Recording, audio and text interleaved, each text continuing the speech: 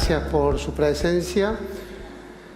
Daremos inicio al último panel del evento, en el que se debatirán con presencia de dos destacadísimos magistrados, quienes ejercen su función en tribunales superiores desde antaño, sobre los asuntos mencionados en la presentación. La dinámica es la siguiente: daremos la palabra a la doctora Weinberg y luego al doctor Cecín. Tras sus exposiciones, compartiremos la ronda de preguntas. Doctora Weinberg, muchas gracias por su presencia. La doctora Weinberg es presidente del Tribunal Superior de Justicia de la Ciudad de Buenos Aires. El doctor Cecín preside el Tribunal Superior de Justicia de la provincia de Córdoba. Sí. Está prendido. Gracias. Muy buenas tardes, muy buenos días todavía, y muchísimas gracias por esta invitación. La justicia está bastante vapuleada, como todas las instituciones en Argentina en este momento. Es difícil que una institución se salve.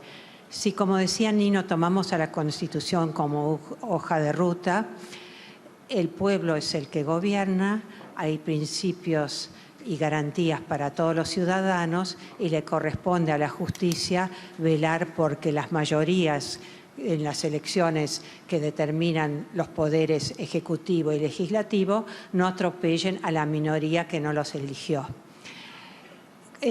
Ahora, este año se cumplen 40 años de democracia y fue el doctor Raúl Alfonsín el que puso en valor a la justicia durante su gobierno, nombrando una Corte Suprema ejemplar.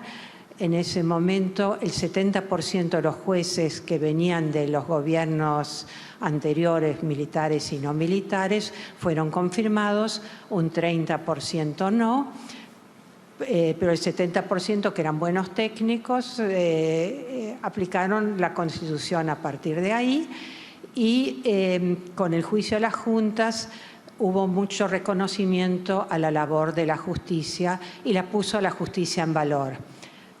En los años 90, con la ampliación de la Corte Suprema por parte del presidente Menem, empezó lo que ahora vemos como un descrédito, un desprestigio de la justicia, al aumentar el número a 9 y crear la mayoría automática, el per saltum, la aceptación de los decretos de necesidad de urgencia, las delegaciones legislativas. Y esto no mejoró con el gobierno kirchnerista, que hizo tabla rasa y juicio político a la Corte. Entonces, lo que queda así a nivel de opinión pública es Cortes Supremas que son eliminadas por el poder político.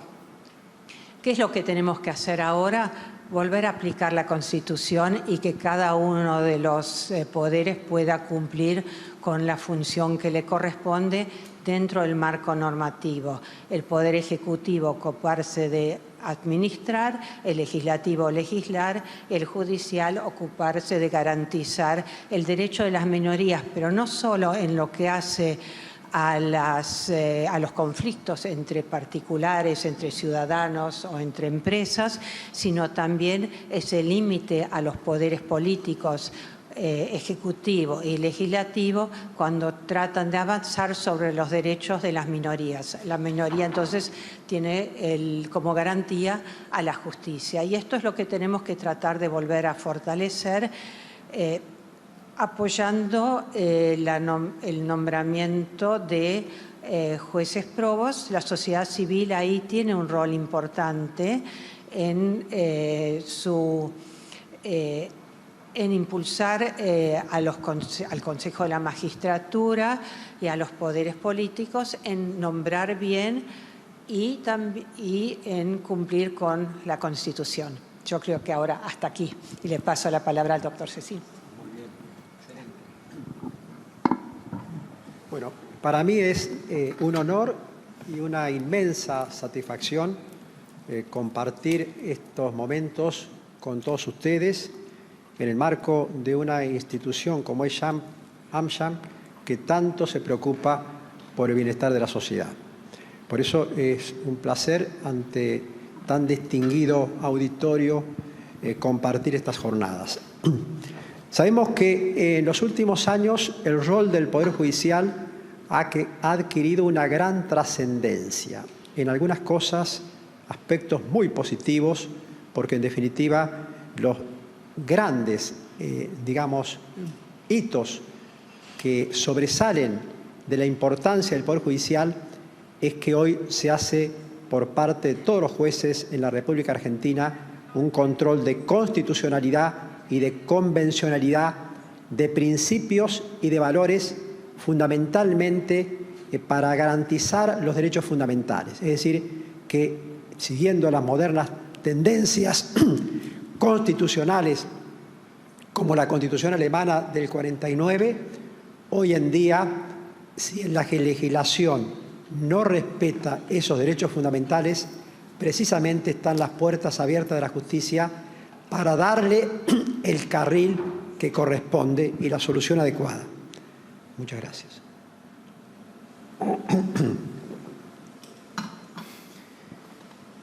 En Córdoba a través del Tribunal Superior, hemos manifestado que no hay ningún tipo de agravio que puede tener un ciudadano por parte de la actividad privada o del Estado que no se pueda llegar a la justicia. Se trataba de un simple apercibimiento que se había aplicado a un abogado, donde la sanción era irrecurrible de acuerdo a la norma. Nosotros sustentamos que ese tipo de normas que impiden, que ponen obstáculos llegar a la justicia, deben ser inconstitucionales. Pero además de eso, el segundo gran avance es cuando se habla de la internacionalización de los derechos humanos y por lo tanto que existen órganos de justicia aún internacional para garantizar que los órganos de justicia locales puedan cumplir esos nuevos paradigmas que marcan de los tratados internacionales y de las normas, superiores. Es decir, fundamentalmente la tutela de los derechos humanos, de los derechos fundamentales. En tercer lugar, asistimos a lo que es dable llamar la hibridación del derecho, una tendencia a buscar un derecho único entre el derecho europeo y el derecho norteamericano, lo cual es un gran avance en este mundo globalizado. Por otro lado, y en esto es, un inconveniente, han crecido numerosas leyes en donde aparentemente la hegemonía de los códigos que condensaban toda una materia en forma armónica ha perdido importancia. De allí la labor de los jueces de buscar esta armonía para resolver un caso concreto y, por lo tanto, una mayor dificultad por parte de la justicia. Pero otro hecho de gran importancia es la incorporación de la protección de todos los derechos vinculados con el usuario, como el consumidor, como la protección de los intereses colectivos y también la protección de todos los derechos económicos, sociales y culturales, lo cual no cabe ninguna duda que se protege a la infancia, a la juventud, a la ancianidad. Se trata de evitar la discriminación, de respetar la diversidad, el acceso a una vivienda digna y a lo que dice la Corte Constitucional alemana, el derecho también a una subsistencia mínima. Es decir, promoviendo una sociedad más igualitaria, no en el aspecto formal, sino en el aspecto real. Por otro lado, la judicialización de la vida política, donde no hay ninguna duda que los jueces no estamos para hacer un control total, porque no nos incumbe intrometernos en lo que es la oportunidad, mérito o conveniencia de las políticas públicas, pero tampoco un control escaso. Por más que exista un acto político que si hay agravio directo a un particular, las puertas de la justicia deben quedar abiertas y esa también es la jurisprudencia de nuestros máximos tribunales superiores. Quiero decir que uno de los aspectos que más preocupa a la ciudadanía es cómo fortalecemos la independencia y al mismo tiempo la celeridad de los pronunciamientos judiciales, teniendo presente que los tiempos de la justicia siempre van a tener una demora porque es para garantizar el debido proceso, para escuchar a las partes para que pueda haber aperturas a pruebas, para que pueda existir una sentencia que al que no le guste también están en las vías de apelación superior. Es decir, la justicia tiene un destino distinto al de la prensa. La prensa está vinculada con la inmediatez. La justicia está obligada a respetar plazos previos a emitir la sentencia, porque ese producto final debe ser razonado y debe ser lo más equilibrado posible, con imparcialidad, con independencia, con calidad y eficiencia. Pero eso no implica que los poderes judiciales no estamos trabajando para imprimirle una mayor celeridad. Y en este aspecto, en Córdoba hemos buscado una fórmula que se puede, digamos, garantizar la celeridad con la independencia y los principios éticos, sin gastar más dinero. ¿Cuál es la fórmula que venimos aplicando desde hace más de 20 años? Es algo que está científicamente demostrado. Las personas más capaces pueden resolver en forma más rápida y mejor. Entonces, sistema de concursos para ingresar al personal que tienen que ser estudiantes de Derecho con un promedio determinado, donde no hay entrevista personal en base al resultado del examen, queda un orden de mérito abierto, donde a medida que se produzca la vacante, ingresa esa persona, régimen de ascenso por concurso de secretarios, prosecretarios y todos los funcionarios más importantes, ampliación de jornada de trabajo para los funcionarios a 9 horas, control de productividad por parte de los jueces y control por objetivos, creación de una escuela judicial para el perfeccionamiento constante y también de un código de ética para imprimirle un mayor compromiso principológico al ejercicio de la función. Eso se complementa con un Consejo de la Magistratura totalmente independiente, donde no se hace concurso con respecto a una vacante, sino que se hace un concurso para cubrir jueces civiles en capital en forma genérica, se elabora un orden de mérito y ese orden de mérito, por respeto a los gobernadores de Córdoba, de la Sota y Schiaretti, han renunciado a elegir a uno de los 3 primeros y con la satisfacción de que desde hace un mes, a través de una iniciativa de este último gobernador, se renuncia por ley a elegir entre los 3 primeros, lo que garantiza la independencia absoluta del Poder Judicial y la no injerencia de la política en el mismo, lo cual, si se ingresa por concurso, si los miembros del Tribunal Superior no pueden elegir a ningún pariente ni aún a un secretario privado para predicar por el ejemplo, solamente los cargos de maestranza pueden ingresar libremente, que son cargos que se van achicando porque se contratan compañías de servicios, podemos ubicar a Córdoba en ese aspecto en el más alto nivel internacional en cuanto a la no injerencia de la política dentro del Poder Judicial. También, brevemente, las tendencias para achicar el proceso son la transformación de la oficina judicial, donde la tendencia es que el juez solamente se dedique a dictar sentencia, donde el trámite lo maneje el secretario y también los aspectos administrativos en oficinas encargadas exclusivamente a lo que es la gestión y lo que es, digamos, son tareas, digamos, de otro tipo, donde la homogeneización y la especialización son claves. Para terminar, porque también podemos hablar de la oralidad y todos los aspectos que se van avanzando, y que cómo combatir y cómo actuar más rápidamente para combatir el delito, porque tenemos que decir basta con los femicidios, basta con digamos, los ataques sexuales, con los robos callejeros, basta con los ciberataques y la delincuencia que hay cuando nos roban un celular o nos falsifican, digamos, sustraen fondos de los bancos. Y esto hay que combatirlo, entre otras cosas, con juicios rápidos, que estamos trabajando en los casos de flagrancia para que en pocos meses pueda tener sentencia y un resultado, brindar a la sociedad ese resultado. Pero también tenemos que difundir más nuestros pronunciamientos, que muchos son espectaculares, pero que no llegan a la sociedad. Y sería bueno que lleguen a la sociedad para que prevenga los comportamientos, porque más que la sanción implica la prevención.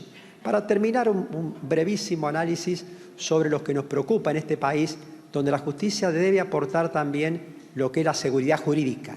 Esto que, digamos, los economistas no lo previeron en su momento como algo que interfiera en el normal desenvolvimiento del país, pero que sí, no cabe ninguna duda, que si hay seguridad jurídica en un país donde funcione el Poder Judicial, donde se respeten los contratos, donde se respeta el derecho de propiedad, no hay ninguna duda que se crea un clima favorable para la realización de los mejores negocios y para provocar la productividad del país y el pleno empleo.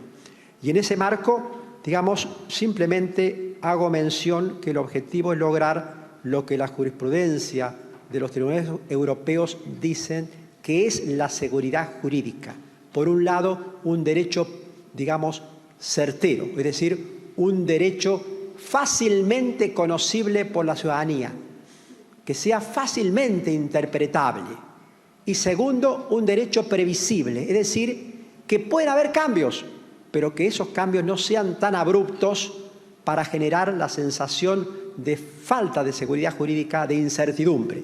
Esos cambios tienen que darse, pero que de alguna forma tienen que permitir al comerciante, al industrial, al ciudadano, acomodarse fácilmente. Entonces, ese es nuestro objetivo, que tenemos que salvaguardar de la justicia, y hay varios casos de jurisprudencia del Tribunal Superior que hemos garantizado frente a la arbitrariedad del Estado de cambiar ciertos tipos de reglas de juego a mitad del camino.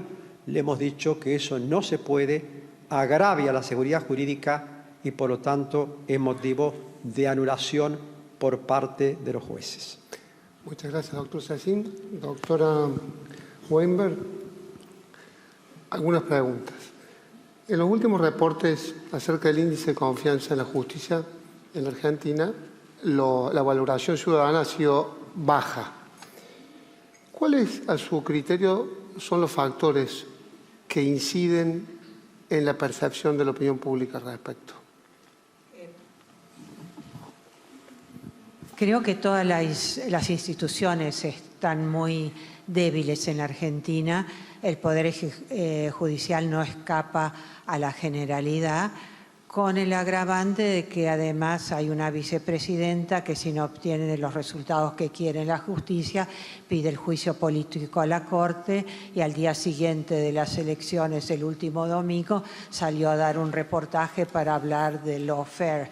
O sea, todo esto no ayuda a que haya una confianza en la justicia cuando hay ya desde la política un cuestionamiento, cuando viene la misma política la que, por otro lado, ha propuesto en los últimos años a los jueces. O sea, los jueces no salen de un repollo, sino que salen de una propuesta del Poder Ejecutivo por recomendación del Consejo de la Magistratura y aprobación del Senado. O sea, el kirchnerismo ha podido nombrar muchísimos jueces, pero por otro lado después se queja de la justicia cuando no obtiene los resultados que quiere.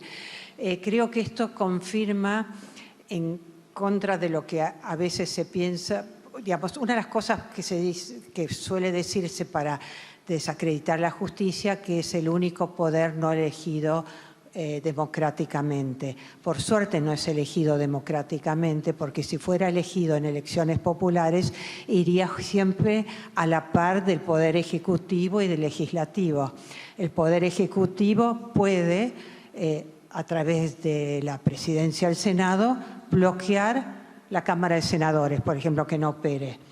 Y podría, en este caso, si fuera por elecciones populares de jueces, también bloquear el funcionamiento de la justicia, porque los jueces dependerían para su elección y su reelección del poder político.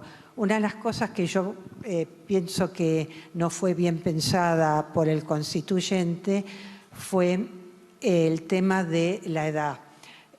Dicen los constituyentes que el tema del límite de edad de 75 años no estaba dentro del orden del día, de la agenda de la constituyente, pero que el doctor Alfonsín se caprichó en que los jueces no pueden quedarse para siempre, y entonces se incorporó. Pero se incorporó desde el punto de vista mío de una manera equivocada, diciendo que a los 75 años se podía volver a pedir el acuerdo por 5 años, lo cual genera estas situaciones que aparecen en los periódicos. Y bueno, justamente como los jueces no deben depender de la política, no debería existir esta posibilidad de volver a darles acuerdo por 5 años. En Alemania, para dar un ejemplo, todos los jueces, como son funcionarios públicos, se jubilan automáticamente el último día del mes en que cumplen 65 años. Podrían, como otros funcionarios públicos, pedir quedarse más años como jueces, pero corporativamente han resuelto que ninguno de ellos jamás lo iba a pedir, porque es perder independencia y depender justamente de la política. En ese sentido, doctora, voy a saltar una pregunta porque usted planteó la cuestión. Hoy, ¿cuáles, ya las adelanto, o si quiere desplayar, qué reflexiones le cabe la coyuntura nacional sobre la división de poderes, su relevancia y el rol de la magistratura, la judicatura, en su aseguramiento según la manda constitucional? La Constitución creó un Consejo de la Magistratura, pero no se puso de acuerdo en su momento sobre su composición, a diferencia de la Constitución de la Ciudad de Buenos Aires, que dice 2 representantes de la legislatura, 3 de los abogados y 3 de los jueces. Y esto ha llevado a que haya distintas leyes de composición del Consejo de la Magistratura Nacional con el objetivo de tener más injerencia el poder político en el Consejo de la Magistratura y mayor injerencia en el nombramiento de los jueces. Cuando me tocó participar en esta comisión para el fortalecimiento del Poder Judicial creado al comienzo del gobierno del presidente Alberto Fernández, únicamente de los miembros que le integramos, Hilda Kogan y yo, opinábamos que que un juez de la Corte Suprema debía presidir el Consejo de la Magistratura. Todos los demás miembros de esa comisión estaban en contra. Creo que no se puede, así como tiene que haber un representante del Ejecutivo en el Consejo de la Magistratura, también tiene que haber un representante de la Corte Suprema, como para que haya independencia de poderes, pero también diálogo entre poderes, un cierto orden, y que no pueda el poder político cooptar al Consejo de la Magistratura. Y después tenemos a la Corte Suprema declarando inconstitucionales las leyes que crea el Congreso. O sea, estamos en un desorden institucional muy grande. Doctor Sacín, ¿alguna reflexión al respecto? No, muy buenas las reflexiones que ha hecho la doctora. Yo estoy convencido que el funcionamiento del Poder Judicial es mucho más positivo de lo que la prensa o de lo que la ciudadanía piensa del Poder Judicial.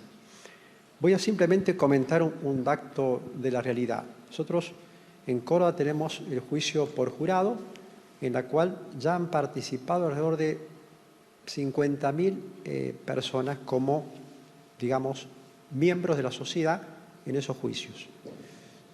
Antes de participar como jurado, se les preguntó qué opinaban del Poder Judicial y decían entre mal y regular.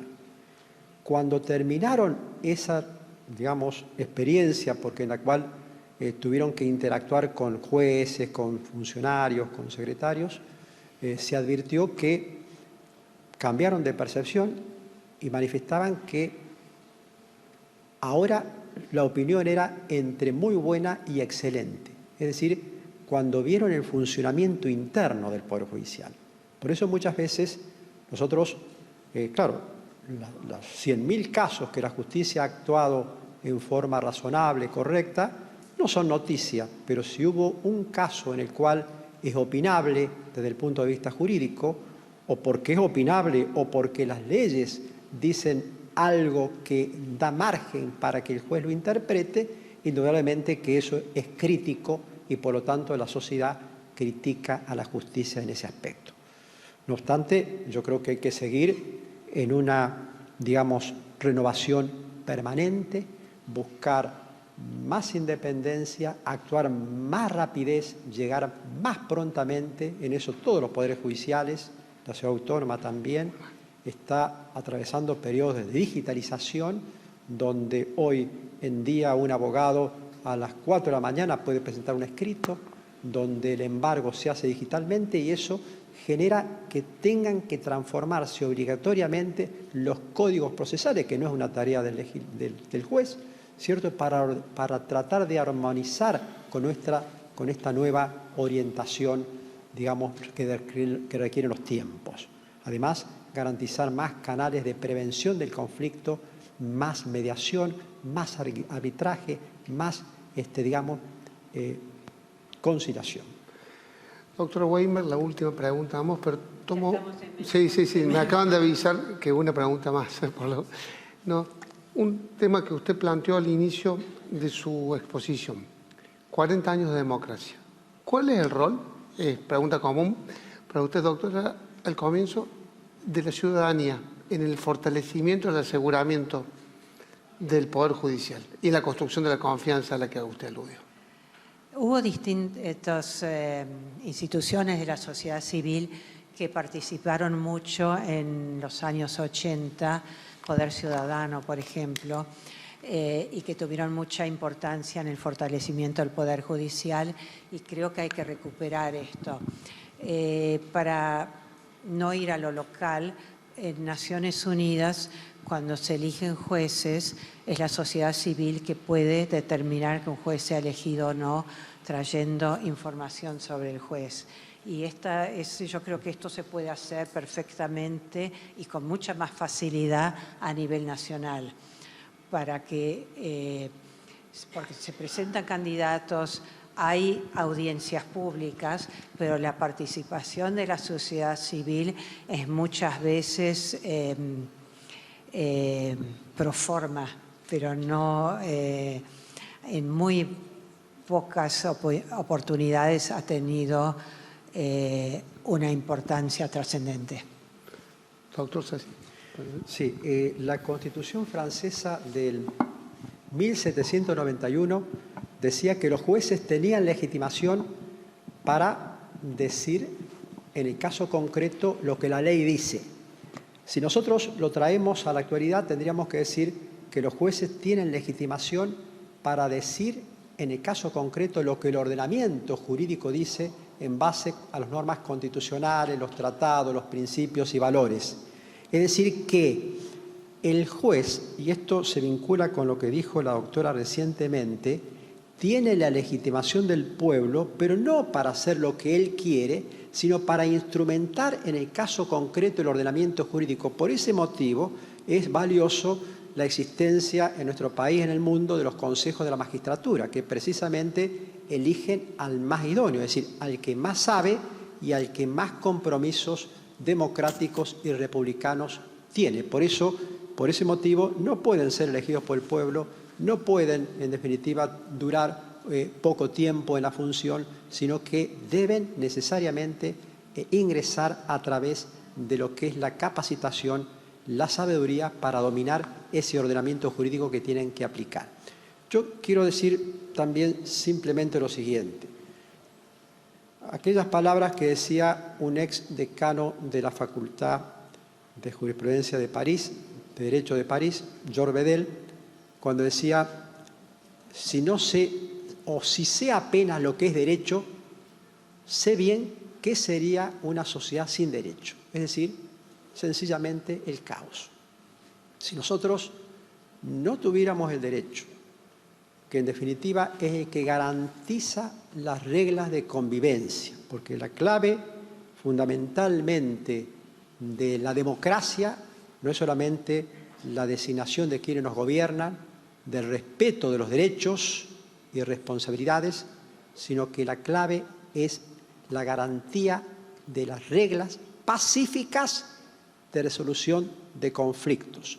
No a la violencia, como decía Gandhi, la violencia no es la ley de nuestra especie. Y por lo tanto, digamos, la justicia tiene ese rol inmenso de resolver las controversias, de hacer el control de la legalidad y constitucional de las leyes, pero también ese rol de salvaguardar la existencia del propio ordenamiento jurídico, recordar a la sociedad cuáles son las normas legales que existan, y la clave es restablecer que la solución de los conflictos no es por la violencia ni de mano propia, sino es a través de los tribunales. Por eso nuestro compromiso es abrir las puertas de la justicia, aun cuando los presupuestos han crecido en estos últimos 10 años en un 30% aproximadamente a valor constante, la litigiosidad ha crecido en un 150%. De allí es que necesitamos jueces idóneos y preparados para resolver mucho más cantidad con más calidad. Y que, por lo tanto, muchas veces la justicia no llega a tiempo por esa demora excesiva de cuestiones que deben resolverse, y que este es un problema presupuestario en la cual desde hace mucho tiempo venimos también pidiendo un porcentaje del presupuesto para que la propia justicia pueda manejar también la independencia presupuestaria. Muchas gracias. Muchas gracias, doctores Weinberg y Yacine. Hemos asistido a un intercambio de ideas entre dos más preclaros magistrados de nuestro país. Esperemos que nos generen el debido sedimento intelectual para repensar entre todos el marco de actuación del Poder Judicial en la Nación y en las provincias. Muchas gracias.